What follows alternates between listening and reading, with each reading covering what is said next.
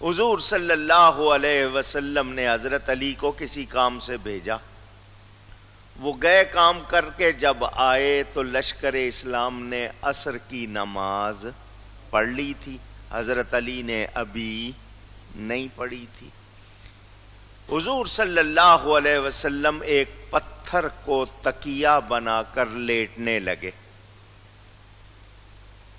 کونین کے والی ہیں مگر سادگی پتھر کا تکیہ حضرت علی نے دیکھا. وہ اسی وقت پہنچے تھے، آگے بڑھے اور اپنی گود پیش کر دی. حضور یہ سخت پتھر پر سر نہ رکھیں، میری گود حاضر ہے. نبی پاک صلی اللہ علیہ وسلم نے ان کی یہ خدمت قبول فرما لی اور ان کی گود میں سر رکھ کر آرام فرمانے لگے. حضرت علی نے عصر کی نماز نہیں پڑھی تھی. سورج اپنی رفتار سے چلتا ہوا غروب ہو گیا. حضرت علی نے نماز قربان کر دی.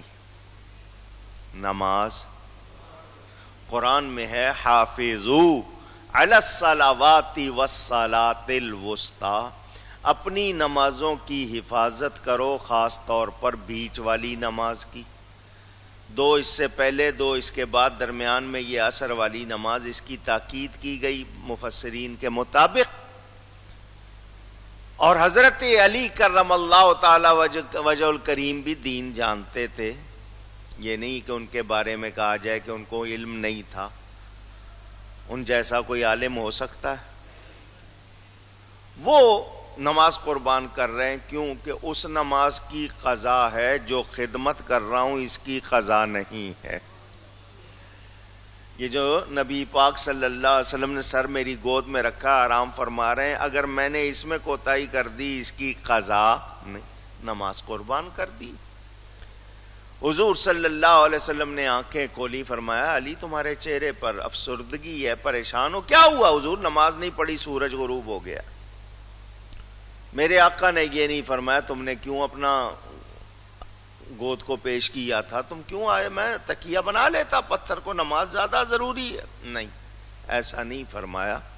مشکل الآثار کتاب کا نام ہے، حضرت اسماء روایت کرتی ہیں.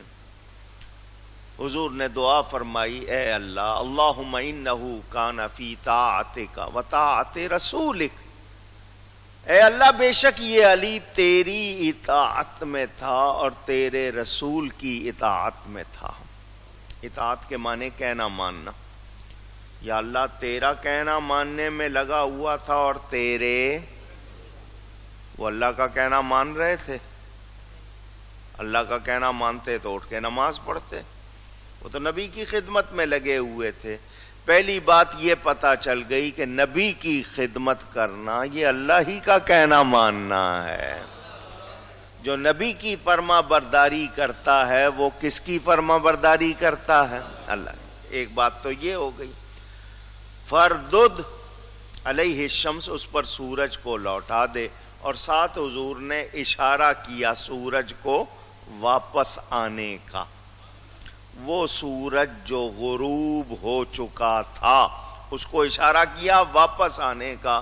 صحابہ فرماتے ہیں سورج واپس آ گیا، پہاڑوں پر دھوپ چمکنے لگ گئی. حضور نے فرمایا اے علی اٹھ، قضا نہیں ادا پڑھ. اللہ اکبر. یا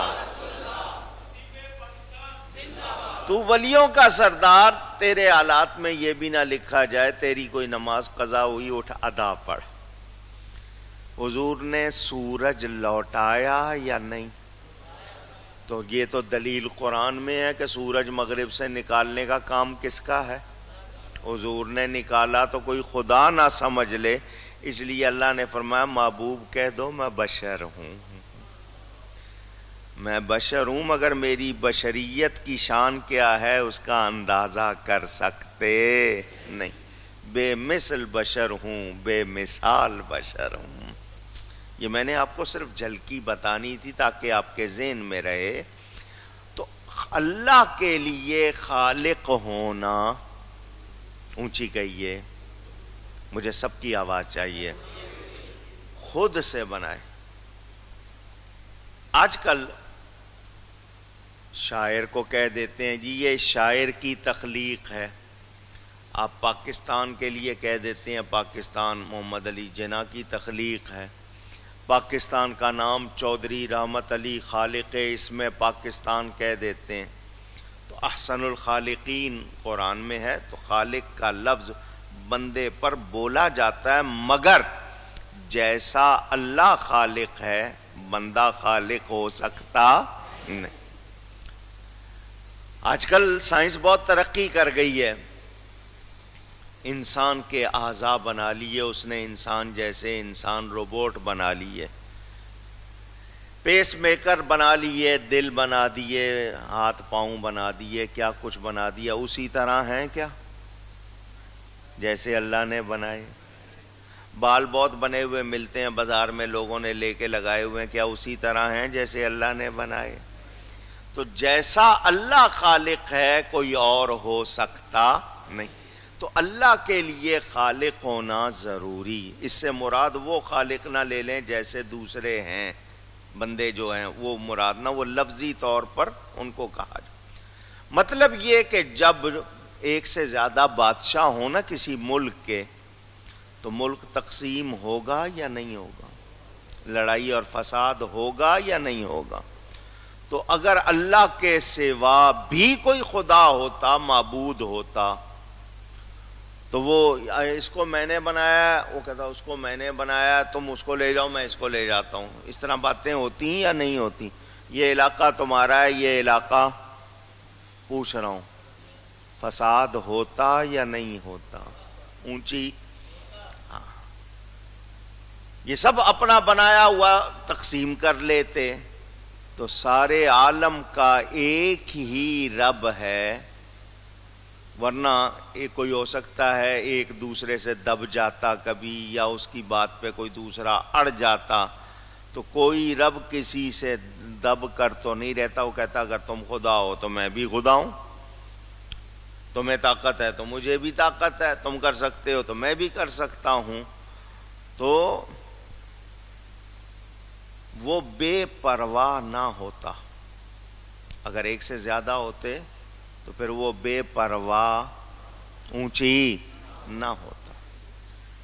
اللہ تعالی نے واضح طور پر فرما دیا اس کے سوا کوئی عبادت کے لائق اونچی کہیے نہیں ہے. یہ اللہ کا حق ہے. جو اللہ کو مانتا ہے اس کو یہ ماننا ہوگا کہ اللہ کے سوا ہرگز ہرگز ہرگز کوئی بھی عبادت کے لائق نہیں. پوجا، پرستش، ورشپ، جو بھی لفظ آپ کہتے ہیں، اصل لفظ عربی کا عبادت ہے، اس کے لائق نہیں. اللہ کے سوا کوئی خود سے نہیں ہے. اللہ کا بنایا ہوا ہے جو کچھ ہے.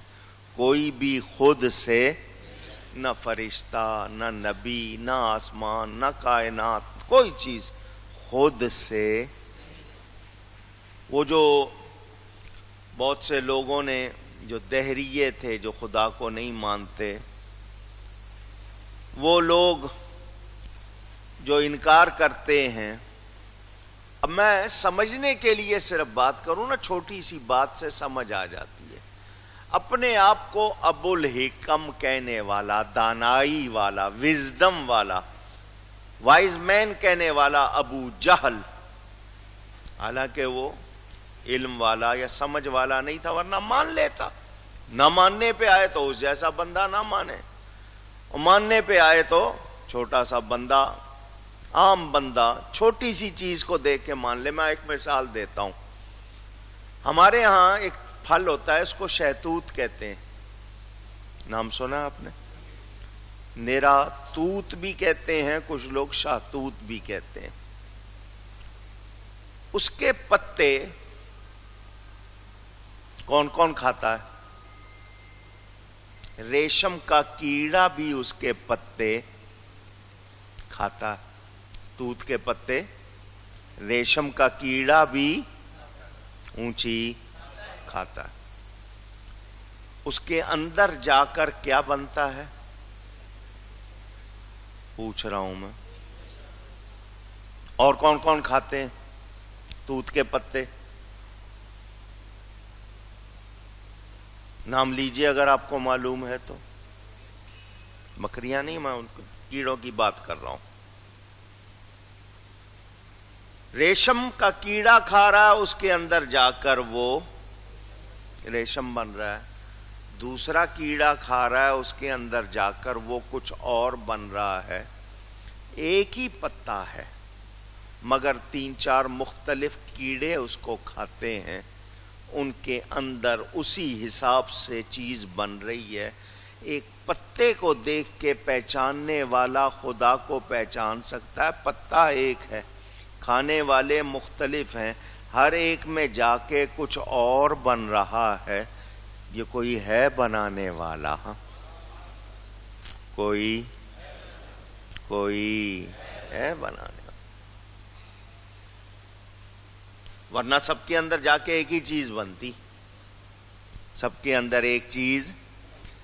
بھیڑ بھی پھولوں پہ بیٹھتی ہے، شہد کی مکھی بھی پھولوں پہ. ایک کے اندر وہ رس جا کے زہر بن رہا ہے، دوسری کے اندر جا کے شہد بن رہا ہے. دیکھنے والا اتنی سی بات سے پہچان لے گا.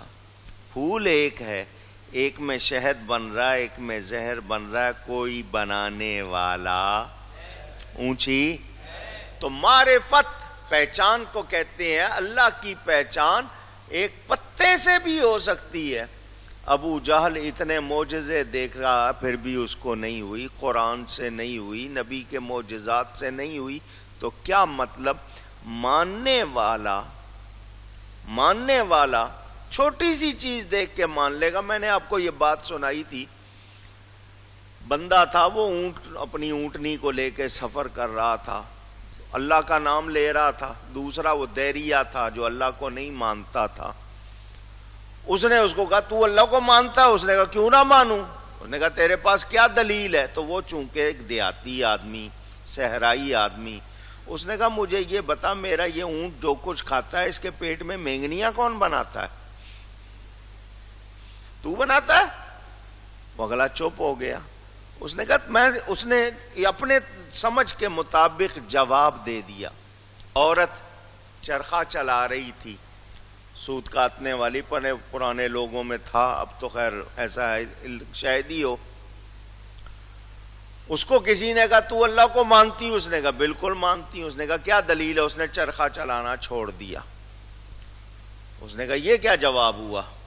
اس نے کہا جب تک میں چلا رہی تھی چل رہا تھا، اب میں نے چلانا چھوڑ دیا، یہ خود سے کیوں نہیں چلتا؟ اس نے کہا کیا مطلب؟ اس نے کہا اتنا سا چرخہ میں نہ چلاؤں تو نہیں چلتا، یہ سارا نظام کیسے چل رہا ہے؟ کوئی ہے چلانے والا.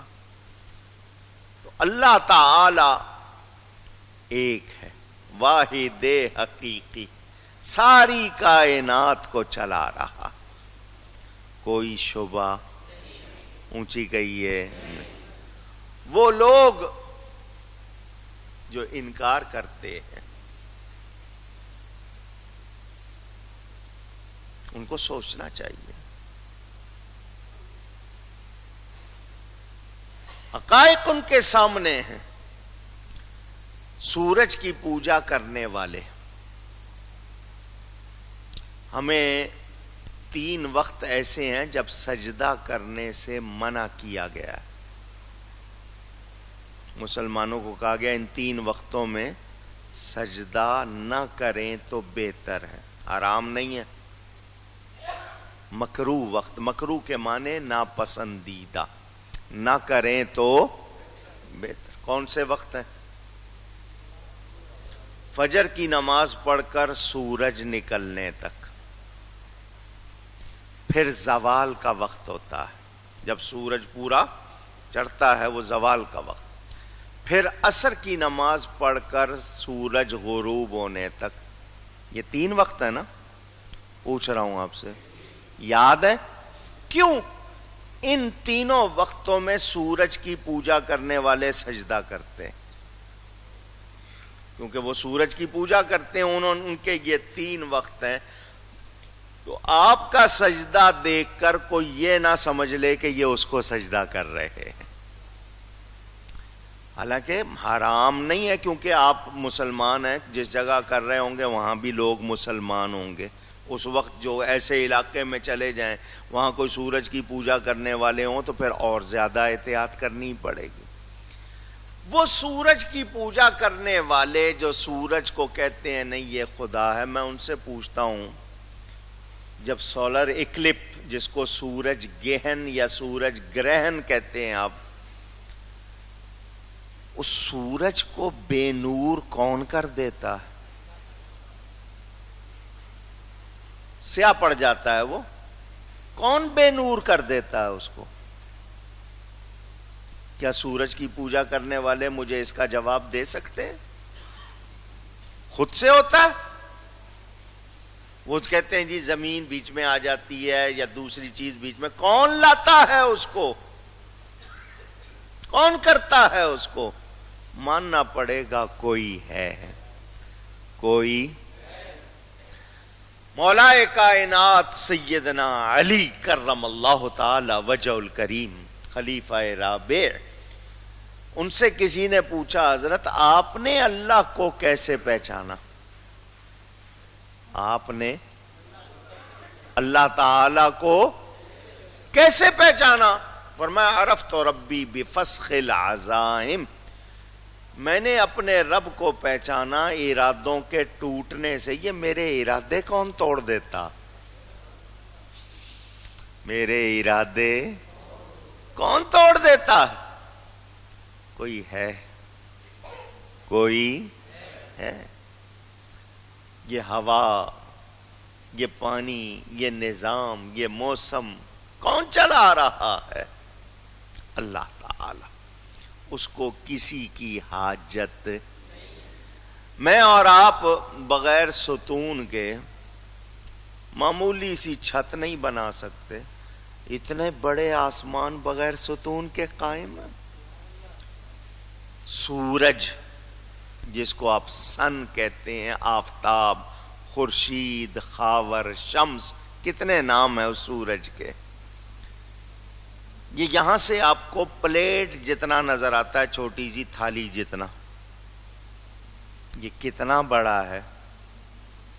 جس زمین کو آپ دیکھتے ہیں نا، یہ تمام زمین، ٹوٹل انٹائر ارتھ، روئے زمین، اس طرح کی 150 اور ہوں تو سورج ان سے بھی بڑا ہے۔ سورج اونچی، اور اس طرح کے کتنے سورج اور ہیں، کہاں کہاں ہیں۔ یہ نظام شمسی، یہ نظام فلکی، یہ سورج کا ایک راستہ اللہ نے مقرر کیا ہوا ہے، وہ نکلتا ہے، گھومتا ہے، جاتا ہے۔ یہ کس نے بنایا؟ دنیا کی تمام حکومتیں، 200 کتنے ملک ہیں، ان 200 ملکوں کو، جو 200 سے زیادہ ملک ہیں، یہ سارے مل کر سورج کی چال بدل سکتے ہیں؟ جواب دیجئے۔ سورج کو نکلنے سے روک سکتے ہیں؟ غروب ہونے سے روک سکتے ہیں؟ کیا ہے پھر؟ مانو نا کوئی ہے۔ یہ موسم اچانک کیوں بدل جاتا ہے؟ کیسے بدل جاتا ہے؟ او جی بخارات اٹھتے ہیں جی سمندر سے، وہ بادلوں میں جاتے ہیں، پانی بن جاتے ہیں، بھاری ہو جاتے ہیں۔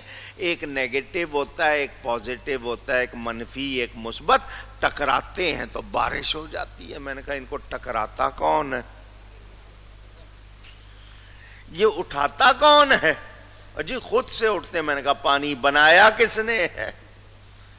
جتنا سوچتے جاؤ گے ماننا پڑے گا کوئی ہے، اور وہ کون ہے؟ وہ رب تعالی ہے، اس کا کوئی شریک نہیں۔ شاعر نے کہا تھا ایک شعر، لب پہ آتی ہے بات دل سے حفیظ، شاعر کا نام ہے، لب پہ آتی ہے بات دل سے حفیظ، بات دل میں کہاں سے آتی ہے؟ بات دل میں کہاں سے آتی ہے؟ یہ کون ہے؟ یہ کیسے؟ اگر ذرا سا بھی سمجھداری معمولی سی بھی دکھائیں، اللہ کو ماننا پڑے گا کوئی ہے۔ جو نہیں مانتے ان کو سوچنا چاہیے۔ اس کا مطلب یہ کہ وہ سمجھدار نہیں ہے، عقل والے۔ بتوں کی پوجا کرنے والوں کو کہا گیا اپنے ہاتھوں سے بناتے ہو، تم اپنے ہاتھوں سے ان کو تراشتے ہو، یہ سارے مل کر، آپ آیتیں سن چکے ہیں، پہلے بیان ہو چکا ہے، سارے مل کر ایک مکھی بنا سکتے؟